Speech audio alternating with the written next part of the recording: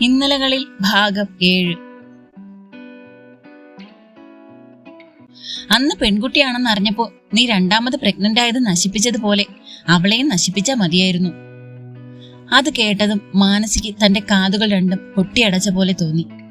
ഒരുതരം മരവിപ്പായിരുന്നു അവൾക്ക്. മക്കൾ ഒരു തെറ്റായിപ്പോയി എന്ന് ജനിപ്പിച്ച അച്ഛനും അമ്മയ്ക്കും തോന്നുക. അതിനേക്കാൾ ഹൃദയഭേദകമായ മറ്റെന്തുണ്ട് ഭൂമിയിൽ? മഹി, ശ്വേത മറ്റെന്തോ പറയാൻ തുടങ്ങുമ്പോഴേക്ക് കൂടുതലൊന്നും കേൾക്കാൻ ത്രാണിയില്ലാത്ത പോലെ മരിച്ച മനസ്സുമായി അവൾ മുറിയിലേക്ക് നടന്നു, ഒരു യന്ത്രം പോലെ. ശ്യാം വീട്ടിലേക്ക് വിളിച്ച് ഫോൺ വെച്ച് തിരിഞ്ഞപ്പോഴാണ് മാനസി അകത്തേക്ക് വന്നത്. അവളുടെ മുഖം കണ്ടപ്പോഴേ അവന് മനസ്സിലായി എന്തോ പ്രശ്നമുണ്ടെന്ന്. ശ്യാം അവളോട് എന്തോ ചോദിക്കാൻ തുടങ്ങിയപ്പോഴാണ് കട്ടകുത്തി കയ്യിൽ നിന്നൊഴുകുന്ന രക്തം കണ്ടത്. ശ്യാം ആദ്യം ഒന്ന് പകച്ചു നിന്നു. മാനസി, എന്താ നിന്റെ കൈ എങ്ങനെയാ മുറിഞ്ഞേ? മാനസി! ശ്യാമിന്റെ വിളികൾ അവൾ കേൾക്കുന്നുണ്ടായിരുന്നില്ല. അവളുടെ കാതുകൾക്ക് കേൾവിശക്തി നഷ്ടപ്പെട്ട പോലെ, നാവിന്റെ ചലനശേഷി ഇല്ലാതായതുപോലെ, തനിക്ക് ചുറ്റും ഒന്നുമില്ലാതായതുപോലെ അവൾ ഒന്നും അറിയുന്നുണ്ടായിരുന്നില്ല. ശ്യാം ആകെ പരിഭ്രമിച്ചു നിന്നു. പിന്നെ വേഗം തോർത്തെടുത്ത് അവളുടെ കയ്യിൽ വലിച്ചു മുറുക്കി കെട്ടി. അപ്പോഴാണ് ഡോറിൽ മുട്ട് കേട്ടത്. മാനസിയെ ബെഡിൽ കൊണ്ടിരുത്തി അവൻ പോയി ഡോറ് തുറന്നു നോക്കി. ജാനു ചേച്ചിയായിരുന്നു. എന്താ ചേച്ചി? കുഞ്ഞേ, ഇവിടൊക്കെ അപ്പടി ചോര. മാനസി മോൾ എടുത്തുകൊണ്ടുവന്ന വെള്ളവും അവിടെ മേശപ്പുറത്ത് ഇരിക്കുകയായിരുന്നു. ജാനു ചേച്ചി പറഞ്ഞപ്പോൾ ശ്യാം അകത്തിരിക്കുന്ന മാനസിയെ നോക്കി. ഇപ്പോഴും ഒന്നും അറിയാത്ത പോലെ ഒരേ ഇരിപ്പാണ്. ചേച്ചി, അത് മാനസിയുടെ കൈ എവിടെയോ കൊണ്ട് മുറിഞ്ഞതാണ്. ചേച്ചി ഫസ്റ്റ് എയ്ഡ് കിറ്റ് ഉണ്ടെങ്കിൽ ഒന്ന് എടുത്തു തരാവോ? പിന്നെ ഈ ബ്ലഡ് സ്റ്റെയിനും ഒന്ന് ക്ലീൻ ചെയ്തേക്കാവോ? ആ കുഞ്ഞെ, ഇപ്പൊ കൊണ്ടുതരാം. അതും പറഞ്ഞ് അവർ താഴേക്ക് പോയി. ശ്യാം മാനസിയുടെ അരികിലേക്ക് പോയി. ഒരു പാവ പോലെ ഇരിക്കുന്ന അവളെ കണ്ട് അവന്റെ നെഞ്ചു നീറി. ഒപ്പം അവൾക്ക് എന്ത് പറ്റിയെന്നുള്ള ടെൻഷനും അവനെ വലച്ചു. മാനസി! ശ്യാം അവളെ കുലുക്കി വിളിച്ചു. സ്വപ്നത്തിൽ നിന്ന് എണീറ്റ പോലെ അവൾ ഞെട്ടി അവനെ നോക്കി. അപ്പോഴേക്ക് ജാനു ചേച്ചി ഫസ്റ്റ് എയ്ഡ് കിറ്റുമായി വന്നു. അവിടെയുള്ള ബ്ലഡൊക്കെ തുടച്ചിട്ട് പോയി. ശ്യാം അപ്പോഴേക്ക് മാനസിയുടെ മുറിവിൽ ചോരയെല്ലാം തുടച്ചു കളഞ്ഞ് ക്ലീൻ ചെയ്തിരുന്നു. കണ്ടപ്പോൾ തന്നെ ബ്ലേഡ് കൊണ്ട് വരഞ്ഞ പാടാണെന്ന് അവന് മനസ്സിലായിരുന്നു. മാനസി, എന്താ? ശ്യാം വീണ്ടും അവളെ കുലുക്കി വിളിച്ചുകൊണ്ട് ചോദിച്ചു. ഏതോ ഒരു അബോധാവസ്ഥയിൽ എന്ന പോലെ അവൾ കേട്ടതെല്ലാം പറയുമ്പോൾ അവൻ തറഞ്ഞു നിന്നു. അതിനേക്കാൾ ഉപരി അവളുടെ ഇരിപ്പ് അവനെ തളർത്തി. ശ്യാമിന് എന്ത് ചെയ്യണമെന്നറിയില്ലായിരുന്നു. എന്ത് പറഞ്ഞാണ് അവളെ ആശ്വസിപ്പിക്കുന്നത്? അങ്ങനെ എളുപ്പത്തിൽ മറന്നു കളയാൻ പാകത്തിനുള്ള ഒന്നല്ല അവൾ കേട്ടത്. ഒരു തുള്ളി കണ്ണീര് പൊഴിക്കാതെ അനങ്ങാതെയുള്ള അവളുടെ ഇരിപ്പ് അവനെ ഭയപ്പെടുത്തി. അവന് ശ്വേതയോടും മഹിയോടും എന്തെന്നില്ലാത്ത വെറുപ്പ് തോന്നി. ഒപ്പം അവളുടെ അവസ്ഥ കണ്ട് നെഞ്ചിലൊരു നൊമ്പരവും. അവൻ അവൾക്കരികിലേക്ക് ഇരുന്നു കൊണ്ട് അവളെ നെഞ്ചിലേക്ക് ചേർത്ത് പിടിച്ചു. അവന്റെ ഹൃദയതാളവും കേട്ട് അവൾ അനങ്ങാതെ ഒരേ ഇരിപ്പിരുന്നു.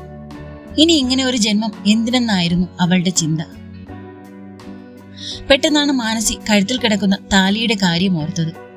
അവൾ ശ്യാമിനെ നോക്കി. അവളെ തന്റെ നെഞ്ചിൽ ഒതുക്കി പിടിച്ചിരിപ്പാണ് അവൻ. അവൾ നോക്കുന്നെന്ന് തോന്നിയത് കൊണ്ടാവണം ശ്യാം മുഖം കുനിച്ച് അവളുടെ മുഖത്തേക്ക് നോക്കി. അവളെ നോക്കി എന്തേ എന്ന് കണ്ണനക്കുമ്പോൾ അവൾ ഒന്നും മിണ്ടാതെ അവന്റെ നെഞ്ചിലേക്ക് ഒന്നുകൂടെ അമർന്നിരുന്നു. അവന്റെ വിരലുകൾ അവളുടെ മുടിയിഴകൾക്കിടയിൽ പരതി നടന്നു. ഇടയ്ക്ക് എപ്പോഴോ ആ വിരലുകളുടെ ചലനം നിലച്ചതറിഞ്ഞ് മുഖമുയർത്തി നോക്കുമ്പോൾ അവൻ ഉറക്കം പിടിച്ചു തുടങ്ങിയിരുന്നു. നിറ കണ്ണുകളോടെ അവൾ അവനെ നോക്കി. അവന്റെ മുടിയിഴകളിലൂടെ മെല്ലെ വിരലോടിച്ച് നെറ്റിയിൽ ചുണ്ടുകൾ ചേർത്തു. പതിയെ അവനിൽ നിന്ന് പിന്മാറുമ്പോൾ ഹൃദയത്തിൽ നിന്ന് രക്തം ചീന്തുന്നുണ്ടായിരുന്നു. ഈ കണ്ണുനീരിന്റെ അർത്ഥം എന്താണ്? ഈ ചുരുങ്ങിയ നാളുകൾ കൊണ്ട് അത്രയേറെ ഞാൻ ശ്യാമിനെ സ്നേഹിച്ചിരുന്നു. അതാണോ അകലണമെന്ന് നനച്ചപ്പോൾ ഹൃദയം ഇങ്ങനെ നോവുന്നത്? ഒരിക്കൽ കൂടി അവനെ നിറകണ്ണാൽ നോക്കി അവൾ പതിയെ അവന്റെ നെഞ്ചിൽ നിന്നും അകന്നു മാറി. ശബ്ദമുണ്ടാക്കാതെ പോയി ബാൽക്കണി ഡോർ തുറന്നു. ബാൽക്കണിയിൽ നിന്നും താഴേക്ക് സ്റ്റെപ്പുണ്ട്. അത് കഴിഞ്ഞാൽ നേരെ ചെന്ന് നിൽക്കുന്നത് സ്വിമ്മിംഗ് പൂളിലാണ്. മാനസി സ്റ്റെപ്പ് ഇറങ്ങി നടന്നു. സ്വിമ്മിംഗ് പൂളിന്റെ ആഴമുള്ള അറ്റത്ത് അവളുടെ കാലുകൾ നിലയുറപ്പിച്ചു. മുന്നോട്ട് നീങ്ങാനാഞ്ഞതും എന്തോ തന്നെ തടയുന്ന പോലെ. മാനസി എന്നുള്ള ശ്യാമിന്റെ വിളി വീണ്ടും വീണ്ടും കാതുകളിൽ അലയടിക്കും പോലെ. മാനസി കൈകൊണ്ട് ചെവി രണ്ടും പൊത്തിപ്പിടിച്ചു. കണ്ണുകൾ മുറുകെ അടച്ചു. മിഴിനീർ കവിളിനെ ചുംബിച്ച് നിലം പതിച്ച് ചിന്നിച്ചിതറി. മുന്നോട്ട് കാലെടുത്ത് വെച്ചതും ആരോ അവളെ പിന്നോട്ട് വലിച്ചതും ഒരുമിച്ചായിരുന്നു. തന്നെ പൊതിഞ്ഞ ഗന്ധവും ആ നെഞ്ചിലെ ചൂടും അവൾക്ക് പരിചിതമായിരുന്നു. മാനസി കണ്ണുകൾ മുറുകെ അടച്ചു. എങ്ങോട്ടാ മാനസി? ശ്യാമിന്റെ ചോദ്യത്തിൽ ഒരു പൊട്ടിക്കരച്ചിലോടെ അവൾ അവന്റെ നെഞ്ചിലേക്ക് വീണു.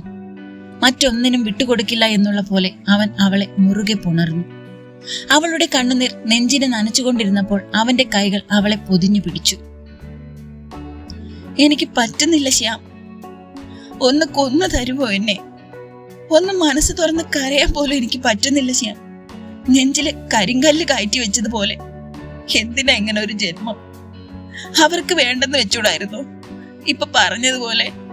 എങ്കിൽ ഞാൻ ഇങ്ങനെ വേദനിക്കണമായിരുന്നോ? എനിക്ക് താങ്ങാൻ പറ്റുന്നില്ല ഈ വേദനയൊന്നും. അവന്റെ നെഞ്ചിൽ പറ്റിച്ചേരുമ്പോൾ ഒരു കൊച്ചു കുഞ്ഞിനെ പോലെ വാവിട്ട് കരയുകയായിരുന്നു അവൾ. എനിക്ക് വെറുപ്പ് തോന്നുന്നു, വെറുത്തു പോകുന്നു ഞാൻ അവരെ. അതിനേക്കാൾ ഉപരി എനിക്ക് എന്നോട് വെറുപ്പ് തോന്നുന്നു. നമുക്ക് പോകാം ശ്യാം, ഇവിടുന്ന് പോകാം. എന്റേതെന്ന് പറയാൻ എനിക്ക് ആരുമില്ല, ഒന്നുമില്ല.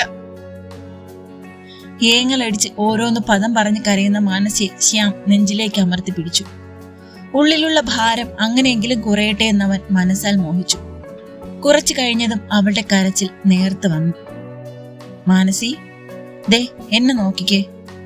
അവളുടെ താടിത്തുമ്പിൽ പിടിച്ച് മുഖമുയർത്തിക്കൊണ്ട് അവൻ പറഞ്ഞു. മാനസി അവനെ നോക്കി. അവളുടെ കണ്ണിൽ നിന്ന് ഒഴുകിയ മിഴിനീരിനെ അവൻ തള്ളവിരലാൽ തുടച്ചു മാറ്റി. പതിയെ അവളുടെ മാറോടൊട്ടിക്കിടന്ന താലി ഡ്രസ്സിനിടയിൽ നിന്ന് പുറത്തെടുത്തിട്ടു. നിനക്ക് ആരുമില്ലെന്ന് ആര് പറഞ്ഞു? ഈ താലി നിന്റെ കഴുത്തിൽ വീണപ്പോ മുതല് നിനക്ക് ഞാനില്ലേ? നീ എന്റെ അല്ലേ? നിന്റെ പൂർണ്ണ സമ്മതം ഇല്ലാതെ നടത്തിയ വിവാഹമാണ്. പക്ഷേ ഈ താലി നിന്റെ കഴുത്തിൽ കെട്ടിയപ്പോ മുതല് നീ അല്ലാതെ മറ്റൊരാളും ഈ നെഞ്ചിലില്ല. ആരില്ലെങ്കിലും നിനക്ക് ഞാനുണ്ടാവും. ആ ഉറപ്പ് പോരെ നിനക്ക്? അവനൊരു ചോദ്യത്തോടെ അവളെ നോക്കുമ്പോൾ മതിയെന്ന് പറയാതെ പറഞ്ഞുകൊണ്ട് അവൾ അവനെ മുറുകെ പുണർന്നു. നമുക്ക് പോകാം, നാളെ തന്നെ തിരിച്ച് വീട്ടിലേക്ക് പോകാം. ഇപ്പൊ നീ കരച്ചിൽ നിർത്ത്. ഇനി ഈ കണ്ണ് നിറയുന്നത് എന്നെ തോൽപ്പിക്കുന്നതിന് തുല്യാണ് മാനസി. കാരണം നിന്റെ കണ്ണ് നിറയുമ്പോഴെല്ലാം പൊള്ളുന്നത് എന്റെ നെഞ്ചാണ്. മാനസി അവനിലുള്ള പിടി ഒന്നുകൂടെ മുറുക്കി. അവളുടെ നെറുകയിൽ താടി ഊന്നി അവളെയും ചേർത്ത് പിടിച്ച് അവനും നിന്നു. റൂമിൽ ബെഡിൽ ചാരി ഇരിക്കുകയായിരുന്നു മാനസി. അവളുടെ അപ്പുറം അവനും. കിടക്കാൻ നോക്ക് മാനസി, മതി ചിന്തിച്ചിരുന്നത്, അവൻ പറഞ്ഞു. മാനസി അത് കേട്ടതുപോലുമില്ല. വേറെ ഏതോ ലോകത്തായിരുന്നു. മാനസി, ശ്യാം അവളെ തട്ടി വിളിച്ചു. അവൾ ഞെട്ടി അവനെ നോക്കി. കിടക്കുന്നില്ലേ? മതി ചിന്തിച്ചിരുന്നത്. ശ്യാം കിടന്നു. എനിക്ക് ഉറക്കം വരുന്നില്ല. എന്നെ ഉറക്കിയിട്ട് ഇനി പോയി ആ സ്വിമ്മിംഗ് പൂളിൽ ചാടാനല്ലേ? വേണ്ട. ഇല്ല, ഞാൻ പോകില്ല. ശ്യാം കിടന്നോ, വെറുതെ ഉറക്കം കളയണ്ട. ഇത് തന്നെയാ എനിക്കും പറയാനുള്ളത്. ശ്യാം പ്ലീസ്, അവൾ കെഞ്ചി. ശ്യാം പിന്നൊന്നും പറയാതെ അവളെ പിടിച്ച് അവനൊപ്പം കിടത്തി അവളെ തന്നോട് ചേർത്ത് ചുറ്റിപ്പിടിച്ചു. ശ്യാം, നീ ഇങ്ങനെ എന്റെ അടുത്ത് കിടന്നാ മതി, എന്റെ ഒരു സമാധാനത്തിനാ. ശ്യാം പറയുമ്പോൾ എതിർത്തൊന്നും പറയാതെ അവൾ അവന്റെ കൈകൾക്കുള്ളിൽ ഒതുങ്ങിക്കൂടിക്കിടന്നു. ശ്യാം പെട്ടെന്ന് തന്നെ ഉറങ്ങിപ്പോയിരുന്നു. മാനസി വെറുതെ കണ്ണും തുറന്ന് കിടക്കുകയാണ്. കണ്ണുകൾ അടയ്ക്കുമ്പോൾ മഹിയുടെ വാക്കുകൾ അവളുടെ മനസ്സിലേക്ക് ഓടിയെത്തും. ക്രമാതീതമായി അവളുടെ നെഞ്ചിരിപ്പുയർന്നു. മനസ്സിൽ സങ്കടം അലതല്ലി. പക്ഷെ അവൾക്ക് തോന്നി തന്റെ കൂടപ്പിറപ്പ് ലോകം കാണാതെ മടങ്ങിയത് നന്നായെന്ന്. അല്ലെങ്കിൽ ഇപ്പോൾ താൻ അനുഭവിക്കുന്ന വേദന അവളും അനുഭവിച്ചേനെ. മാനസിയുടെ കണ്ണുകൾ നിറഞ്ഞൊഴുകി. ശ്യാമിന്റെ മുഖത്തേക്ക് കണ്ണീർത്തുള്ളി പതിഞ്ഞതും അവനൊന്ന് കുറുകിക്കൊണ്ട് അവളുടെ കഴുത്തിലേക്ക് മുഖം പൂഴ്ത്തി. മാനസി ഒന്ന് ഞെട്ടി. അവളിലാകെ ഒരു തരിപ്പ് പടരുന്നത് അവൾ അറിഞ്ഞു. അവൾ അറിയാതെ അവളുടെ കൈ അവന്റെ കയ്യിൽ പിടുത്തമിട്ടു. അവൻ നിവർന്ന് നേരെ കിടന്നതും മാനസി ഒന്ന് കണ്ണടച്ച് ശ്വാസമെടുത്തു. കണ്ണടയ്ക്കുമ്പോഴൊക്കെ ശ്വേതയുടെയും മഹിയുടെയും മുഖം മനസ്സിൽ തെളിഞ്ഞു വരുന്നു എന്നത് വേദനയോടെ അവൾ ഓർത്തു. വെറുത്തു പോകുന്നു താൻ അവരെ. തനിക്കവർ ആരുമല്ല. ഇല്ല ഇല്ല മാനസി, നിനക്ക് കഴിയുമോ അങ്ങനെ ചിന്തിക്കാൻ? അവളുടെ ബുദ്ധിയും ഹൃദയവും തമ്മിൽ തർക്കിച്ചു. ഒരിക്കലും തനിക്ക് അവരെ വെറുക്കാൻ കഴിയില്ല.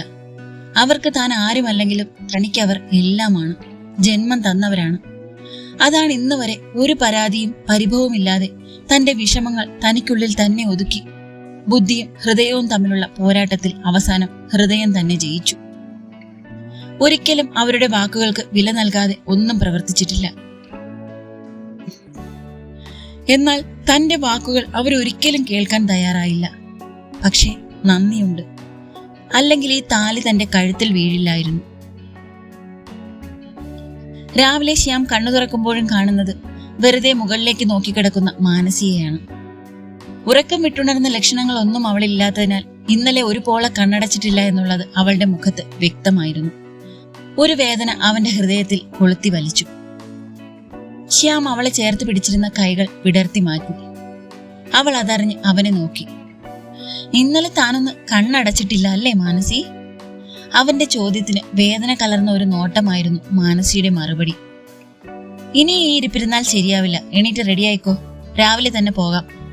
അതും പറഞ്ഞ് ശ്യാം എണീറ്റ് ഫ്രഷ് ആവാൻ പോയി. ശ്യാം ഫ്രഷായി വന്നപ്പോഴേക്കും മാനസി അവനുള്ള ഡ്രസ്സ് അയൺ ചെയ്ത് വെച്ചിരുന്നു. മാനസിയും ഫ്രഷായി വന്ന് ബാഗും എടുത്ത് രണ്ടാളും കൂടെ താഴേക്ക് പോയി. അവരെ കണ്ട് ശ്വേത അടുത്തേക്ക് വന്നു. ശ്യാം, ഇതെന്താ ബാഗൊക്കെ ആയിട്ട് പോവാണോ?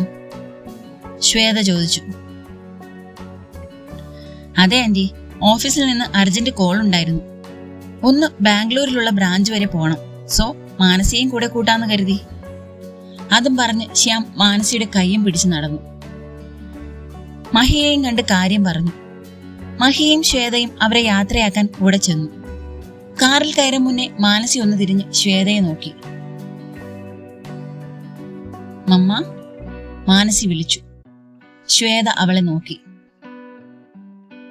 U are forgetting one thing, that I am your daughter and you are my mother. അത്രയും പറഞ്ഞ് ശ്വേതയുടെ മറുപടിക്ക് കാക്കാതെ മാനസി കാറിന്റെ ഡോർ അടച്ചു. ശ്വേത അവളുടെ വാക്കുകൾ കേട്ട് അവിടെ തറഞ്ഞു നിന്നു. കാറിലിരിക്കുമ്പോഴും മാനസി സൈലന്റ് ആയിരുന്നു. എത്രയും വേഗം വീട്ടിലെത്തിയാൽ മതിയായിരുന്നു എന്നായിരുന്നു ശ്യാമിന്റെ മനസ്സിലെ ചിന്ത. ഇങ്ങനെ പോയാൽ മാനസി ഡിപ്രഷനിലേക്ക് പോകുമെന്ന് അവന് ഉറപ്പായിരുന്നു. അവളിൽ അവൻ കണ്ടത് അവനെ തന്നെയായിരുന്നു. പക്ഷെ അവനെ താങ്ങാൻ അവന്റെ അച്ഛനും അമ്മയും ഉണ്ടായിരുന്നു. എന്നാൽ അതിനേക്കാൾ ഭയാനകമാണ് മാനസിയുടെ അവസ്ഥ എന്നത് അവന് ഊഹിക്കാവുന്നതേ ഉണ്ടായിരുന്നുള്ളൂ. വീട്ടിലെത്തിയതും മാനസി ഒന്നും മിണ്ടാതെ ആരെയും നോക്കാതെ റൂമിലേക്ക് നടന്നു. ചന്ദ്രനും സരസ്വതിയും ഒന്നും മനസ്സിലാകാതെ അവളെ നോക്കി. ശിവ ക്ലാസ്സിൽ പോയിരിക്കുകയായിരുന്നു. പിന്നാലെ കയറി വന്ന ശ്യാമിനോട് ചന്ദ്രൻ എന്തു പറ്റിയെന്ന് ചോദിച്ചപ്പോൾ ശ്യാം വള്ളി പുള്ളി തെറ്റാതെ എല്ലാം അവരോട് പറഞ്ഞു. എല്ലാം അവരോട് പറഞ്ഞു കഴിഞ്ഞപ്പോൾ മനസ്സിന്റെ ഭാരം പകുതി കുറഞ്ഞതുപോലെ അവന് തോന്നി. ഇന്നലെ അവൾ ഒന്നും ഉറങ്ങിയിട്ടില്ല അമ്മേ, എനിക്ക് പേടിയാവുന്നു ആ ഇരിപ്പ് കണ്ടിട്ട്.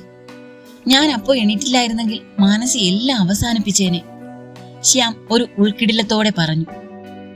അവൾക്ക് ഒരു കുഴപ്പവും വരില്ല മോനെ, ഇന്ന് ഒരു ദിവസം കൊണ്ട് എന്റെ മോള് പഴയ പോലെ ആയിക്കോളും. അതും പറഞ്ഞ് സരസ്വതി മുകളിലെ ശ്യാമിന്റെ മുറിയിലേക്ക് പോയി. സരസ്വതി ചെല്ലുമ്പോൾ ഡെസ്കിൽ തലചായ്ച്ച് കിടക്കുകയായിരുന്നു മാനസി. മോളെ, അവളുടെ തലയിൽ തലോടിക്കൊണ്ട് സരസ്വതി വിളിച്ചു. മാനസി നിറമിഴികളോടെ അവരെ നോക്കി. അവൾക്ക് മനസ്സിലായിരുന്നു ശ്യാം എല്ലാം അവരോട് പറഞ്ഞെന്ന്. സരസ്വതിയെ ചുറ്റിപ്പിടിച്ച് മാനസി അവരുടെ വയറിൽ മുഖം പൂഴ്ത്തി. അവളുടെ മനസ്സൊന്ന് തണുക്കുന്നത് വരെ അവർ അവളുടെ തലയിൽ തലോടി ആശ്വസിപ്പിച്ചുകൊണ്ടിരുന്നു. മോൾക്ക് അമ്മയുടെ സ്നേഹം കിട്ടില്ലെന്ന് ആരാ പറഞ്ഞേ? നിന്നെ ഞാൻ സ്നേഹിക്കുന്നില്ലേ എന്റെ മോളെ പോലെ? എന്താ അല്ലെന്ന് തോന്നുന്നുണ്ടോ? അവൾ ഇല്ലെന്ന് മൂളി. അറിയാം, സ്വന്തം അച്ഛനും അമ്മയ്ക്കും പകരം ആരും ആവില്ലെന്ന്. ആ സ്നേഹത്തിന് പകരം വയ്ക്കാൻ ഈ ഭൂമിയിൽ മറ്റൊന്നിനും സാധിക്കില്ലെന്ന്. പക്ഷെ ഈ അമ്മയ്ക്ക് സാധിക്കും. ഒരമ്മയുടെ സ്നേഹം എന്തെന്ന് ഞാൻ അറിഞ്ഞത് എന്റെ ഈ അമ്മയിൽ നിന്നാ. മാനസി ഇടർച്ചയോടെ സരസ്വതിയെ നോക്കിക്കൊണ്ട് പറഞ്ഞു. നീ എന്റെ മോള് തന്നെയാ, ഇനി എന്നും അങ്ങനെ ആയിരിക്കുകയും ചെയ്യും. അതുകൊണ്ട് അമ്മയുടെ കുട്ടി ഈ സങ്കടമൊക്കെ മാറ്റിവെച്ച് ഒന്ന് ഉഷാറായേ. ആ കളിയും ചിരിയും ഒക്കെയുള്ള അമ്മയുടെ മാനസി മോളായാൽ മതി നീ. അമ്മേ, മാനസി വിളിച്ചു. എന്താ മോളെ, എന്താണെങ്കിലും നീ പറഞ്ഞോ. അമ്മ ഒന്ന് എന്റെ കൂടെ കിടക്കോ? എനിക്കൊന്ന് ഉറങ്ങണം, എല്ലാം മറന്നൊന്ന് ഉറങ്ങണം. ഈ അമ്മയുടെ നെഞ്ചിലെ വാത്സല്യ ചൂടേറ്റ് ഉറങ്ങണം. മാനസി പറഞ്ഞപ്പോൾ സരസ്വതി വാത്സല്യത്തോടെ അവളുടെ നെറ്റിയിൽ മുത്തി. അവളെ കട്ടിലിൽ കിടത്തി അവൾക്കൊപ്പം കിടന്നു. മാനസി സരസ്വതിയെ ചുറ്റിപ്പിടിച്ച് ആ അമ്മയുടെ വാത്സല്യമേറിയ തലോടലും അനുഭവിച്ച് ഒരു പിഞ്ചു കുഞ്ഞിനെ പോലെ ആ മാറിൽ പറ്റിച്ചേർന്ന് കിടന്നു. അധികം നേരം ആവുന്നതിന് മുന്നേ തന്നെ മാനസി ഉറക്കം പിടിച്ചിരുന്നു. സരസ്വതി പതിയെ അവളെ അടർത്തി മാറ്റിക്കിടത്തി. അവളുടെ കവിളിൽ കണ്ണീരിന്റെ പശപ്പ് കണ്ട് അവരുടെ കണ്ണുകളും നിറഞ്ഞു. അപ്പോഴേക്ക് ശ്യാം അകത്തേക്ക് കയറി വന്നു. അവളെയും അമ്മയെയും അവൻ മാറി മാറി നോക്കി. സരസ്വതി അവനെ നോക്കി ഒന്ന് കണ്ണടച്ച് കാണിച്ചുകൊണ്ട് താഴേക്ക് പോയി. ശ്യാം മാനസിയെ ശല്യപ്പെടുത്താതെ ഡ്രസ്സ് മാറി താഴേക്ക് പോയി. അന്നത്തെ ഒരു ദിവസം മുഴുവൻ സരസ്വതിയും ചന്ദ്രനും ഒന്നിനും വിടാതെ മാനസിയുടെ ഒപ്പം തന്നെ ആയിരുന്നു. ശ്യാം ഓഫീസിലേക്കും പോയി. ഒരു പരിധിവരെ മാനസിയുടെ ഉള്ളിലെ സങ്കടങ്ങൾ ഒഴിഞ്ഞുപോയി. ആ അമ്മയുടെയും അച്ഛന്റെയും കൂടെ അവൾ ആ വീട്ടിൽ അങ്ങനെ പാറി പറന്ന് നടന്നു. വൈകുന്നേരം ശ്യാം വന്നപ്പോൾ മാനസിയുടെ തെളിഞ്ഞ മുഖം കണ്ട് അവനും സമാധാനമായി. പിന്നീടുള്ള ദിവസങ്ങൾ ശാന്തമായി തന്നെ മുന്നോട്ട് പോയി. അതിനിടയിൽ ശ്യാമും മാനസിയും തറവാട്ടിൽ പോയി വന്നു. രാത്രി ആഹാരം കഴിഞ്ഞ് കിടക്കാനായി മാനസി മുറിയിലേക്ക് വന്നതാണ്. ശ്യാം നേരത്തെ പോയിരുന്നു. You just stop this nonsense. മുറിയിൽ കയറി ഡോർ ലോക്ക് ചെയ്ത് തിരിഞ്ഞതും ശ്യാമിന്റെ അലർച്ച കേട്ട് മാനസിയുടെ കയ്യിലിരുന്ന ജഗ് താഴെ വീണ് വീരമൃത്യു വരിച്ചു. തുടരും. അടുത്ത പാർട്ടുമായിട്ട് അടുത്ത ദിവസം കാണാട്ടോ. നിങ്ങളുടെ എല്ലാ അഭിപ്രായങ്ങളും നിർദ്ദേശങ്ങളും 2 വാക്ക് കുറിക്കുമല്ലോ അല്ലേ?